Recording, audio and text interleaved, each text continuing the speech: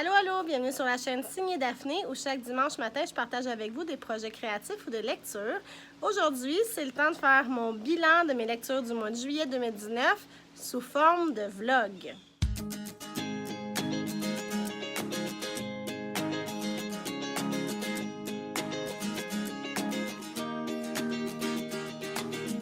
Alors, bonjour tout le monde, j'espère que vous allez bien ce matin. Ça me fait vraiment plaisir que vous soyez là, de vous retrouver.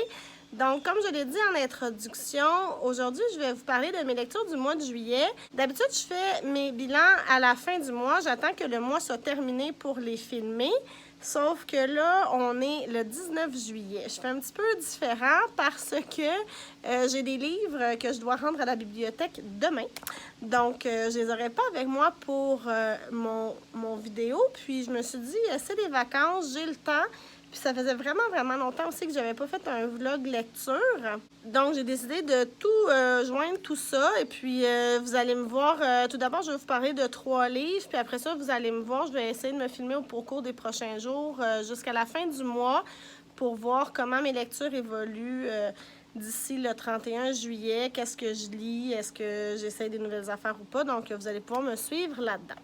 Donc, en date d'aujourd'hui, j'ai déjà terminé 2 livres, ou mettons qu'on va dire 3 livres ou 2 livres et demi. Là, je vous explique pourquoi dans quelques instants. Le premier que j'ai fini, c'est Bien roulé d'Annie Lambert. J'ai pris ce livre-là à la bibliothèque. Je pensais que ça me parlerait. C'est l'histoire de Rosaline, qui est une styliste qui est plutôt en chair. Là. Elle est un peu ronde comme femme.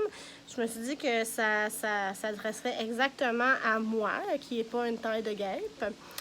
Et puis, comment dire, j'ai vraiment pas aimé ça. Je suis désolée. J'aime pas bâcher des livres, là, fait que je vais essayer de rester... Je sais pas comment l'expliquer.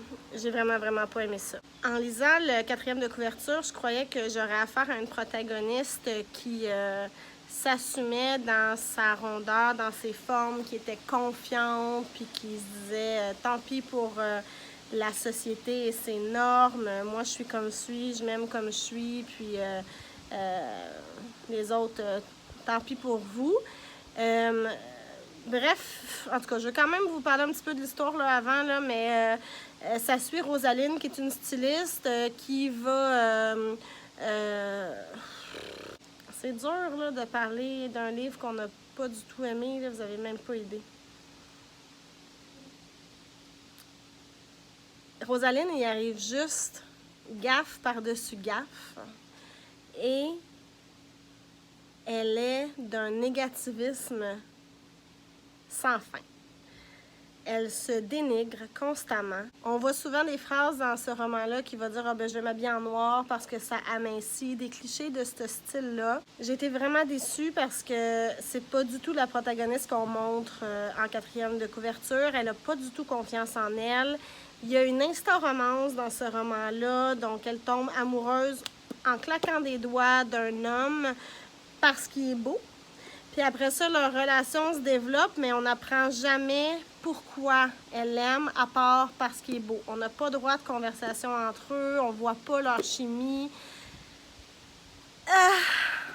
J'ai vraiment eu de la difficulté. En plus, comme je vous dis, elle fait gaffe par-dessus gaffe, par-dessus gaffe, par-dessus gaffe, au point où ça devient ridicule, puis tu te dis, mais non, ça se peut pas, là, ça se peut pas, quelqu'un qui vit comme ça. Soit elle est vraiment conne, ou soit, je sais pas, là, En tout cas, bref, je suis désolée, j'ai vraiment pas aimé ce roman-là. Je sais qu'il y a plusieurs personnes qui l'ont aimé, donc on a droit chacun à nos opinions, mais moi, personnellement, il a fallu que je me force pour le finir, puis je le lisais, là, vraiment, là, comme, bon, il se passe quelque chose là, il se passe quelque chose là, non, bon, il se passe rien, il se passe rien, il se passe quelque chose là, ok, c'est plate. Ah! Je suis désolée, j'ai pas aimé du tout Bien roulé d'Annie Lambert. Et puis, il y avait une suite et même un 3e livre. Donc, j'imagine que c'est assez populaire là, comme roman. Je les avais pris aussi à la bibliothèque, mais c'est sûr que je ne les lirai pas. Clairement, je ne suis pas le public cible. Le 2e livre que j'ai lu, c'est Moi, ce que j'aime, c'est les monstres de Emile Ferris, qui est un roman graphique. C'était une recommandation de Maps de la chaîne Maps Booktube. Je vais vous mettre le lien juste en haut ici à quelque part, là. Et puis, c'est vraiment un gros roman graphique, là. Je ne sais pas si vous pouvez voir, c'est très, très, très épais. Il y a quelque chose comme genre 600 pages. Les dessins sont magnifiques. C'est fait comme si c'était dessiné dans le cahier d'une enfant de 10 ans qui s'appelle Karen Reyes, qui est notre personnage principal. Puis Karen, on dirait qu'elle veut s'enfuir de sa vie en prétendant qu'elle est un loup-garou et qu'elle veut se transformer en fait en monstre.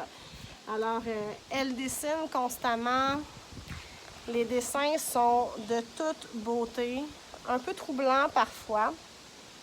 Ça se passe dans le Chicago des années 1960. On suit cette petite fille-là, Karen Reyes, qui habite dans un milieu pas facile, là, assez pauvre. Puis il y a sa voisine d'en haut qui s'appelle Anna qui va être retrouvée morte. La police conclut au suicide, mais il y a plein de trucs qui font que c'est louche. Donc Karen, elle va décider de mener l'enquête du haut de ses 10 ans avec son costume de détective, là. Et puis, à travers ça, on a aussi son frère qui est plus vieux qu'elle, qui est comme un genre de Don Juan du quartier, qui est plein de tatous. Il y a sa mère, qui est une mère célibataire, qui va pas super bien. On va laisser ça comme ça pour l'instant. Je ne vais pas donner de spoilers, je ne vais pas divulgacher l'histoire. C'est vraiment pas une BD pour les enfants. Il y a des sujets vraiment sérieux pour adultes. Il y a des dessins très explicites par moment. Il y a de la nudité, de la violence. Les sujets sont pas faciles. On parle de prostitution, on parle de pédophilie. On parle de nazisme parce qu'on va faire un tour dans le passé de la voisine qui est retrouvée morte dans les années 1920, 30, 40 en Allemagne. Avec la montée du régime nazi. Donc, c'est vraiment quelque chose d'assez dark. C'est pas du tout léger à lire. D'habitude, les romans graphiques que je lis, souvent, ça me prend vraiment pas de temps à les lire. Une couple d'heures, c'est fini. Pas celui-là. Celui-là, j'ai pris mon temps pour le lire parce que non seulement il est très épais, hein, il n'est pas léger dans le sens premier du terme, mais il n'est pas léger non plus dans les thèmes qui sont abordés. Il va y avoir une suite. Je ne sais pas exactement quand est-ce que ça va paraître. Je vais probablement la lire, mais je vais vous avouer que j'ai pas tripé sur ce roman graphique-là. Oui, les dessins sont magnifiques. Il y a certains aspects de l'histoire que j'ai adoré. J'ai adoré le saut dans le passé, dans les années 1920, 30, 40 en Allemagne. J'ai vraiment beaucoup aimé cette partie-là. Mais il y a aussi d'autres, on dirait que c'est décousu par bout, l'histoire. Ça s'en va dans plein de directions à la fois. On suit Karen avec une de ses amies, puis une autre de ses amies qui veut plus être son amie. Puis après ça, on revient à son frère qui couche avec plein de femmes. Puis après ça, on revient à sa mère, puis on revient à la voisine. Puis là, on dirait que c'est un peu pêle-mêle, puis ça manque de fil conducteur, à mon avis. Ça manque de cohésion. Donc, personnellement, c'est pas mon roman graphique préféré. Je vous laisse le découvrir parce que il y a vraiment beaucoup de gens qui l'ont adoré. Puis, je pense qu'il y a quand même de très belles choses dans ce roman graphique-là. C'est juste que personnellement, on dirait qu'il y avait des trucs qui manquaient. Il y avait des affaires que j'avais de la difficulté à comprendre, que ça me prenait du temps. J'étais comme, ah, mais ça sort de où cette affaire-là? C'est-tu la réalité? C'est-tu pas la réalité? Pourquoi est-ce qu'on. Des fois, j'avais l'impression qu'on sautait un petit peu du coq à l'âne. Mais quand même, je vous laisse le découvrir. Moi, ce que j'aime, c'est les monstres d'Emile Ferris.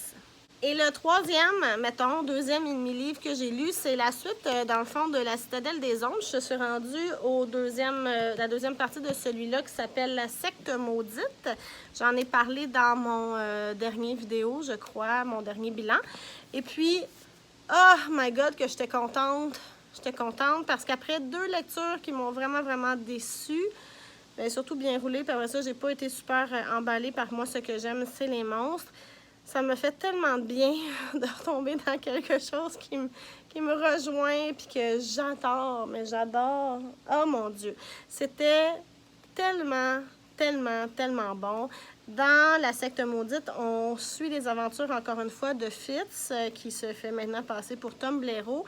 Il est maintenant de retour avec son ami le fou, qui se fait appeler Cire Doré. Puis c'est ça, ils ont une mission concernant le prince de voir des 6 duchés.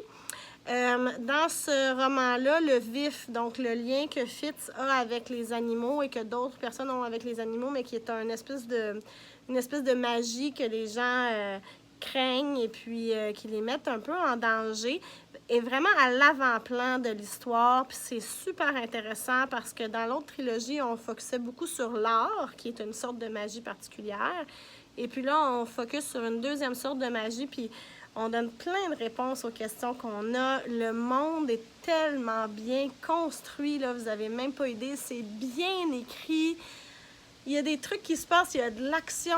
Autant j'avais dit dans mon dernier vidéo que dans Le Prophète Blanc, il n'y avait pas beaucoup d'action, on mettait les choses en place. Ben effectivement, j'avais tout à fait raison parce que là, il y avait de l'action. En veux-tu, en v'là. Les personnages sont hyper bien développés, les dialogues sont bons, c'est divertissant, c'est prenant. C'est le genre de roman que quand je mets les pieds dedans, je peux plus m'arrêter. Je veux continuer, même si c'est 3 heures du matin, parce que je veux savoir qu'est-ce qui arrive. Puis je m'en rends pas compte. Je me dis juste, un dernier chapitre. Puis finalement, je me rends compte que je suis rendue 3 chapitres plus tard parce que j'ai pas été capable d'arrêter. Donc ça vraiment, ça va bien. Puis là, je continue. Je suis rendue, vous pouvez voir mon signet. D'ailleurs, je vais vous montrer mon petit signet. Je l'adore. C'est un signet de Daenerys Targaryen de Game of Thrones. I Am the Blood of the Dragon, c'est un signet de Ink and Wonder Designs. Je l'ai eu dans une boîte Owl Crate il y a l'année passée, je crois. Puis je l'aime beaucoup. Puis dans le fond, là, je suis rendue à la page 688 dans ce roman-là, cette brique. Puis après ça, il va me rester un autre brique comme ça à lire. Fait que probablement que je vais faire ça, mais je vais essayer de lire d'autres choses aussi.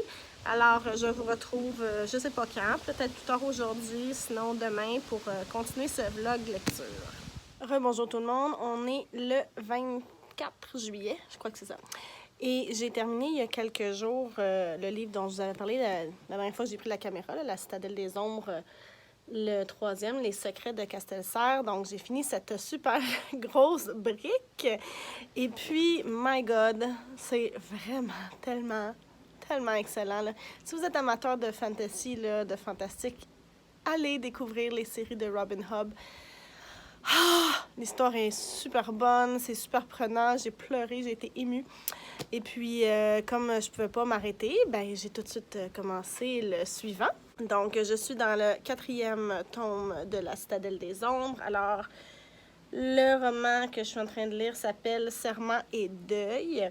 C'est encore très bon, toujours les mêmes personnages, la même intrigue qui se poursuit. Et je suis vraiment contente. C'est le genre de roman que quand je ferme mon livre, parce qu'il faut que j'aille faire autre chose, l'histoire me trotte en tête quand même, puis j'ai toujours hâte de retrouver les personnages. Donc, vraiment, vraiment un gros coup de cœur pour moi. Donc, je vais poursuivre ma lecture parce qu'il fait vraiment beau aujourd'hui. Alors, je vais profiter de notre beau balcon tout neuf.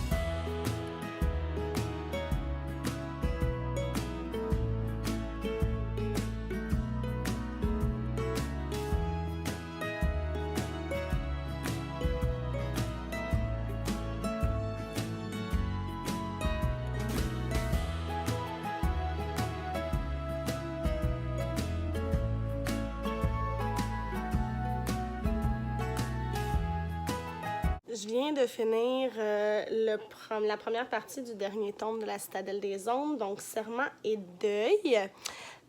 C'était bon.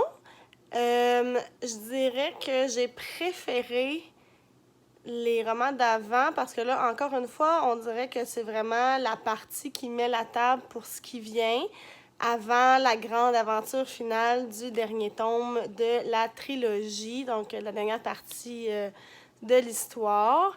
Alors, c'est vraiment formidable comme monde, là. C'est toujours les mêmes personnages aussi intéressants, l'histoire tellement bien construite, avec un monde tellement détaillé. Puis, c'est vraiment agréable, dans le fond, de passer du temps dans ce monde-là.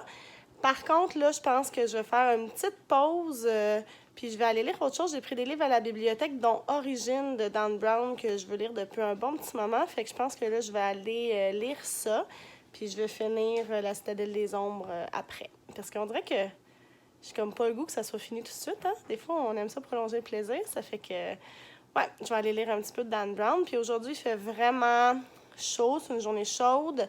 Alors, il y a possibilité que j'aille lire sur le bord de la rivière. Le bonheur de la campagne. À plus tard!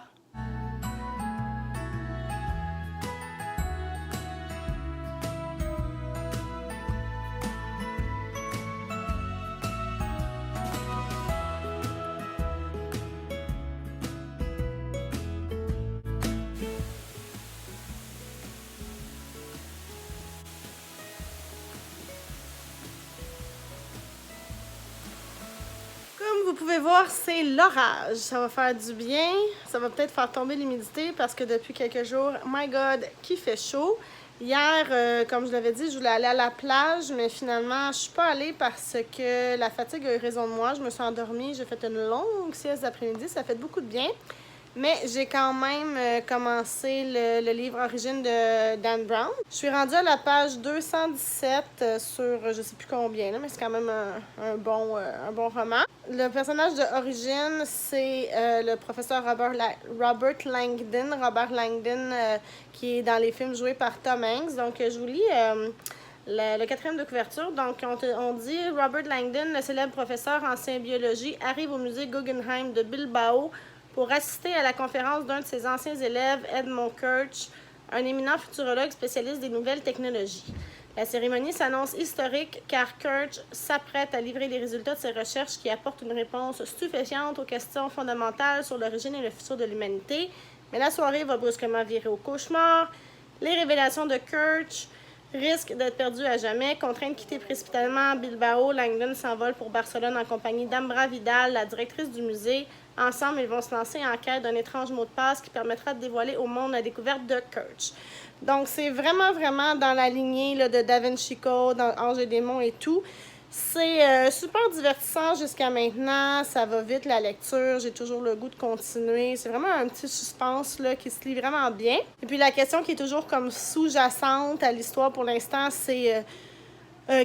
qui sommes-nous et où allons-nous en tant qu'espèce humaine? Puis là-dedans, évidemment, puisque c'est du Dan Brown, il y a toujours une espèce de genre de complot avec une branche de la religion, là, extrémiste ou je sais pas quoi, qui veut pas que certaines informations sortent. Donc, je vais poursuivre ma lecture. Je vais quand même aller m'essayer sur le balcon, je pense, malgré la pluie, parce qu'on a un toit, ça nous protège. Et puis, je vais profiter de la fraîcheur qui revient.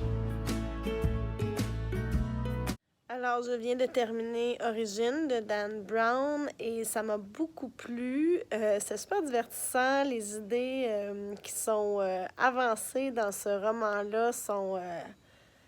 je pense qu'elles font un petit peu de sens. En tout cas, donc, j'ai bien aimé ça. Ça veut donc dire que le mois de juillet se termine comme ça. On est le 31 juillet en ce moment. Puis, j'ai donc lu... je me rappelle même plus. My God, c'est ça qui arrive quand on fait un vlog. Hein? J'ai donc lu plusieurs parties de La Citadelle des Ombres, en plus de lire Origine de Dan Brown. J'espère que vous aussi, vous avez fait de belles découvertes, de belles lectures en juillet. Je vous rappelle que, comme pour tous mes vidéos, les informations sur les livres dont je parle se retrouvent dans la boîte de description juste en bas, ainsi que toutes les informations pour me rejoindre sur les réseaux sociaux ou par courriel. Si cette vidéo vous a plu, n'hésitez pas à faire un petit pouce en l'air pour l'indiquer. Ça m'aide et ça aide d'autres personnes à trouver ma chaîne. Et surtout, n'oubliez pas de vous abonner si vous aimez ce que je vous propose comme contenu.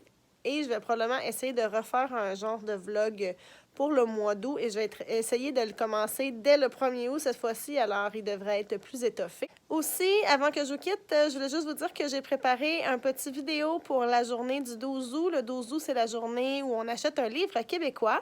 Alors, en collaboration avec plusieurs autres booktubers québécois, j'ai fait un petit segment. Vous pourrez voir ça sur vos écrans très, très bientôt, alors manquez pas ça. Et je vous remercie encore une fois d'avoir été là. Je vous dis à la prochaine. Bye bye!